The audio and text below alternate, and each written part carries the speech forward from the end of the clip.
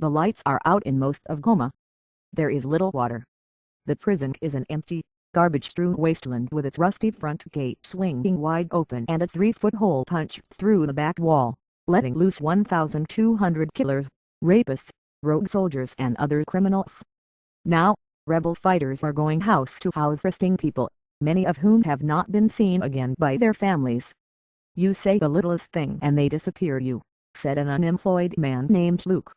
In the past week, the rebels have been unstoppable, steamrolling through one town after another, seizing this provincial capital, and eviscerating a dysfunctional Congolese army whose drunken soldiers stumbled around with rocket-propelled grenades and whose chief of staff was suspended for selling crates of ammunition to elephant poachers.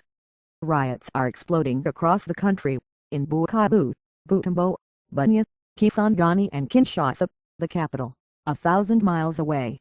Mobs are pouring into streets, burning down government buildings and demanding the ouster of Congo's weak and widely despised president, Joseph Kabila. Once again, chaos is courting Congo.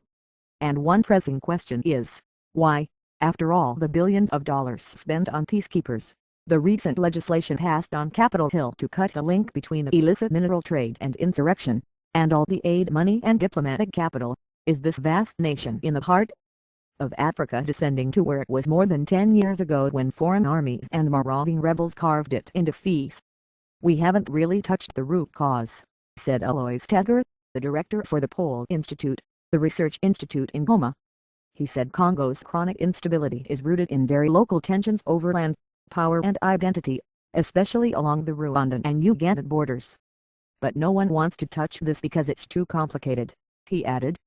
"The most realistic solution," said another Congo analyst, "is not a formal peace process driven by diplomats but a peace among all the dons, like Dr. Leon imposed in New York.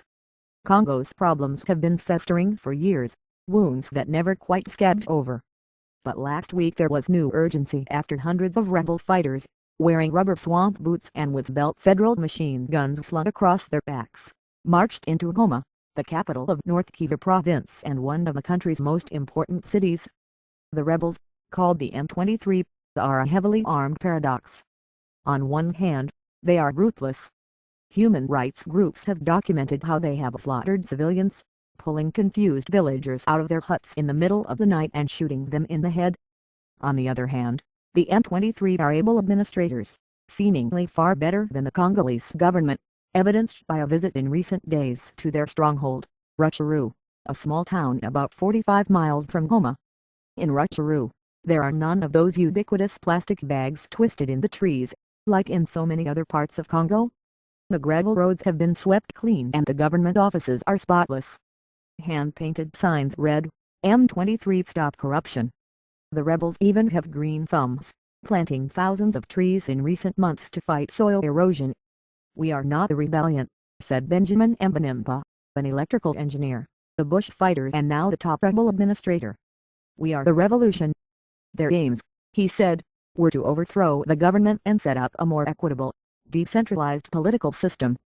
This is why the rebels have balked at negotiating with Mr. Kabila, though this weekend several rebels said that the pressure was increasing on them to compromise, especially coming from Western countries. On Sunday, rebel forces and government troops were still squared off, just a few miles apart, down the road from Goma.